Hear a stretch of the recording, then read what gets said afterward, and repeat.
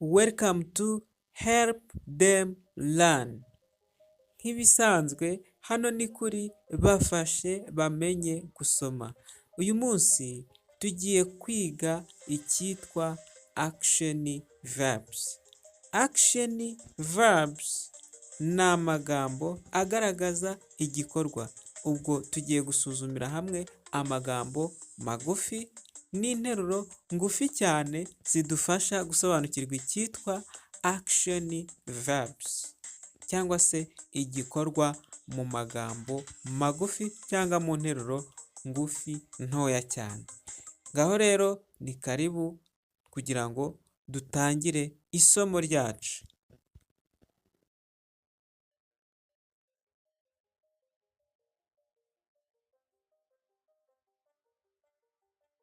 Nk'uko tumaze kubyumva, tugiye kurebera hamwe action verbs. Ni isomo ry'icyongereza tugiye kureba rigaragaza neza igikorwa kigaragara mu mivugire, mu nteruro cyangwa se mu bikorwa ibyo umuntu akora, niba agenda, niba avuga, niba yiga, niba akora iki, mbese nibyo bita action verbs. Rwose ubu n'ubu turi kwiga, ubu dukurikiye ni action verb yitwa reading na studying na learning. Kimwe muri ibyo rwose ni icyitwa action verbs cyangwa se action verb bitewe n'icyo dushaka gukora. Ngo rero ndagutumiye nanone ngo wongere rwose umare akanya gatoya gashoboka twiga, ntago turi buze kurambirana cyane. Reka duhere rero ku bigize isomo. Turasuzuma verb, ni ukuvuga inshinga yo mu cyongereza igaragaza igikorwa, niba ari ugukora, niba ari ukwiruka, run. Turebe uko isomwa mu kinyarwanda, hanyuma turebe na meaning.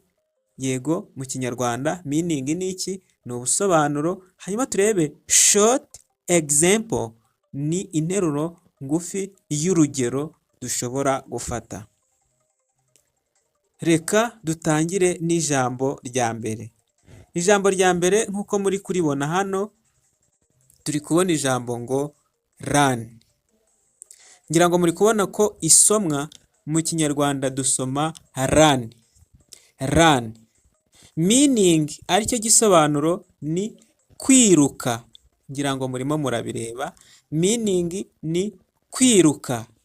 Example, urugero, I run faster. Bisobanuye ngo ndiruka vuba. I run faster. Ndiruka vuba. I run faster. Ndiruka vuba. Rwose ujye ukurikira nibishoboka nawe ujye usubiramo. Ijambo rya kabiri ni walk. Ngira ngo murabona uko isomwa ni walk.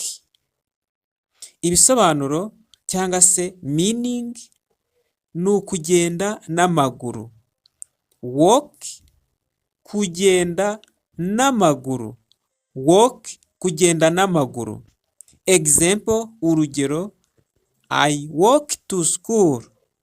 Njya ku ishuri n'amaguru. I walk to school. Njya ku ishuri n'amaguru.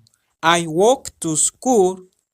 Njya ku ishuri n'amaguru. Rwose iyo niyo nshinga twongeye kubona.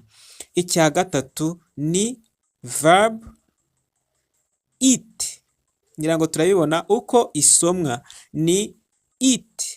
Ubwo mu cyongereza ni hariya ni e na a na ta, ariko mu cyongereza ni i.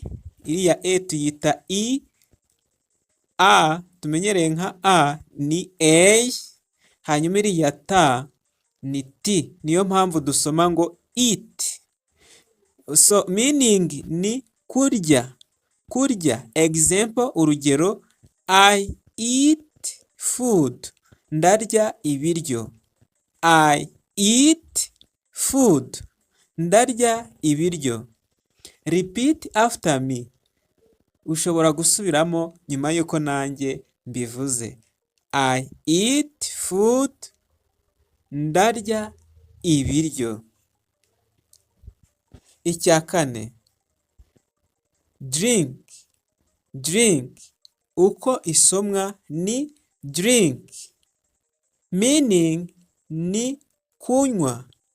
Meaning ni kunywa cyangwa se kunywa amazi cyangwa se ikindi kintu. So example, urugero, I drink water. Nywa amazi cyangwa se ndanywa amazi. Aya masomo nimba ubona ari meza, kanda subscribe kugira ngo tuzakuzanire andi masomo. Ikindi kandi ntabwo ateze kuzagucika. Niba wifuza gukomeza kwiga, kumenya gusoma Icyongereza kandi wifashishije Ikinyarwanda gifatika kandi gisomeka. Rwose ijambo rya nyuma tubaye dusubikiyeho ni irya gatanu. Ni irya gatanu rivuga ngo read. Read. So meaning ni gusoma. Meaning twabonye ko bivuga ibisobanuro. Read. Read ni gusoma. Example, I read a book. Nsomye cyangwa se soma igitabo. I read a book. Soma igitabo. A book. Nsoma igitabo. Ngira ngo rwose twiboneye neza amasomo agaragaza ibintu bitanu twakura kuri English. Niba wifuza kumenya andi masomo azaza cyangwa se rwose ashingiye ku Cyongereza, kora subscribe rwose kugira ngo ujye ubona andi masomo.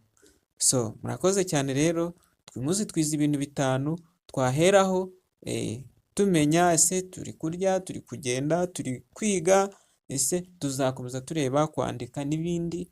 Niba rwose mubyemeye, irindi somo riri hafi gukomeza. Mukomeze mugire ibihe byiza rero. Niba hari n'umuntu ushaka kwiga byihariye, mufashe amenye gusoma. Musangize iri somo rigufiya, azibonere ko aya masomo yagenewe kudufasha twese.